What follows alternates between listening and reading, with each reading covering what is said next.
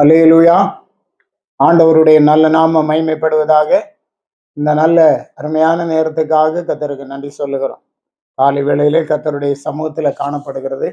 அதிகாலையில் கர்த்தரை தேடுகிறவர்கள் கண்டடைவார்கள் என்று பார்க்கிறோம். நாம் தியானிக்கும்படியாக யாக்கோபு நிருபம் 1 அதிகாரம் 24 வசனம். அவன் தன்னைத்தானே பார்த்து அவ்விடம் விட்டு போன உடனே தன் சாயல் இன்னதென்பதை மறந்து விடுவான். இங்கே கண்ணாடியிலே முகம் பார்க்கிற மனுஷனை குறித்து சொல்லப்பட்டிருக்கிறது. அவன் தன்னைத்தான் பார்த்து அவ்விடம் விட்டு போன உடனே தன் சாயல் இன்னதென்பதை மறந்து விடுகிறான். ஒவ்வொரு நாளும் நாம் கண்ணாடியை பார்க்கிறோம். ஆனால் அந்த இடத்தை விட்டு போன உடனே நம்முடைய சாயல் இன்னதென்று நாம் மறந்து விடுகிறோம் என்று பார்க்கிறோம். அதை 23 வசனத்திலே சொல்லும்போது, எண்ணத்தின் ஆணையில் ஒருவன் திருவசனத்தை கேட்டும் அதன்படி செய்யாதவனானால் கண்ணாடியிலே தன் சுபாவ முகத்தை பார்க்கிற மனுஷனுக்கு ஒப்பாயிருப்பான். திருவசனத்தை கேட்டும் அதன்படி அவன் செய்யாமல் இருக்கும்போது கண்ணாடியிலே தன் சுபாவ முகத்தை பார்க்கிற மனுஷனுக்கு அவன் ஒப்பாய் இருக்கிறான் என்று பார்க்கிறோம்.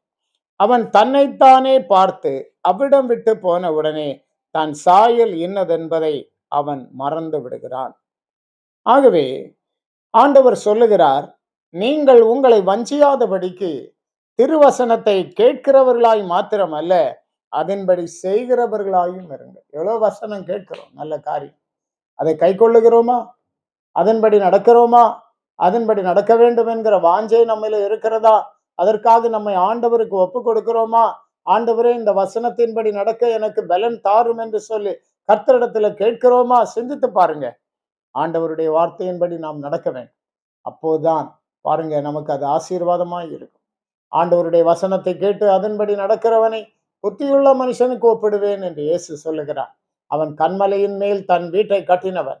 வெறும் மழை வந்தது, பெருவெள்ளம் வந்தது, அந்த வீட்டின் மேல் மோதினது, ஆனாலும் அந்த வீடு விழவில்லை. காரணம், அது கன்மலையின் மேல் கட்டப்பட்டது. இன்றைக்கு உங்களுடைய வாழ்க்கை கர்த்தருடைய வசனங்கள் மேலமாக கட்டப்பட, ஆண்டவருடைய சத்தியத்தின் மேலாக கட்டப்பட, அப்போஸ்தலருடைய உபதேசத்தின் மேலாக கட்டப்பட ஆண்டவருக்கு நம்மை அர்ப்பணிப்போம். கர்த்தர் நடத்துவார், ஆசீர்வதிப்பார். லூக்கா 12 அதிகாரம் 48 வாசிக்கிறோம். எவனிடத்தில் அதிகம் கேட்கப்படுகிறதோ எவனிடத்தில் அதிகம் கொடுக்கப்படுகிறதோ அவனிடத்தில் அதிகம் கேட்கப்படும் என்று சொல்லப்பட்டிருக்கிறது. மனுஷர் எவனிடத்தில் அதிகமாய் ஒப்புவிக்கிறார்களோ அவனிடத்தில் அதிகமாய் கேட்பார்கள். இது போல எவ்வளவு வசனங்கள் தேவன் நமக்கு இடத்துல ஒப்புவித்திருக்கிறார். அவர் அதிகமாய் கேட்பார். ஆகவே ஜாக்கிரதையாய் மனம் திரும்பி கேட்கிற வசனங்களை கை கொண்டு அவர் சித்தத்துக்கு ஒப்பு கொடுப்போம். ஆண்டவர் உங்களை ஆசீர்வதிப்பாராக. ஜெபிப்போம். உன்னதங்களில் வாசம் பண்ணுகிற பரிசுத்த பிதாவே, நாங்கள் துதிக்கிறோம்.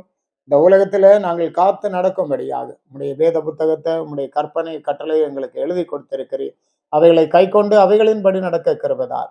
எவனிடத்தில் அதிகமாய் கொடுக்கப்பட்டதோ அவனிடத்தில் அதிகமாய் கேட்கப்படும் என்று சொல்லப்பட்டபடி நாங்கள் வாஞ்சையாய் கர்த்தருடைய வசனங்களை கை கொண்டு அந்த நாளில் கர்த்தருக்கு முன்பாக ஆண்டவரை திடமாய் நிற்க கிருபைதார். தேவ மகிமையால் உம்முடைய பிள்ளைகளை நிரப்பும்.